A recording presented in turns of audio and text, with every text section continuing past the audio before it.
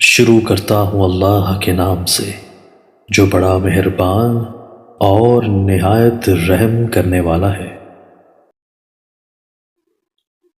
رسول اللہ صلی اللہ علیہ وآلہ وسلم نے فرمایا، 5 چیزیں ہر مسلمان پر اپنے بھائی کے لیے واجب ہیں: سلام کا جواب دینا، چھینکنے والے کا جواب دینا، دعوت قبول کرنا، مریض کی عیادت کرنا اور جنازے کے ساتھ جانا۔ رسول اللہ صلی اللہ علیہ وآلہ وسلم نے فرمایا، بڑے گناہوں میں سے ایک بڑا گناہ یہ ہے کہ آدمی اپنے والدین پر لعنت بھیجے۔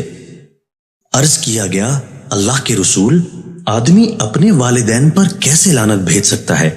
آپ نے فرمایا، ایک شخص کسی شخص کے باپ پر لعنت بھیجتا ہے تو وہ شخص جواب میں اس کے باپ پر لعنت بھیجتا ہے، یا ایک شخص کسی شخص کی ماں پر لعنت بھیجتا ہے تو وہ اس کے جواب میں اس کی ماں پر لعنت بھیجتا ہے۔ اس طرح وہ گویا خود ہی اپنے ماں باپ پر لعنت بھیجتا ہے۔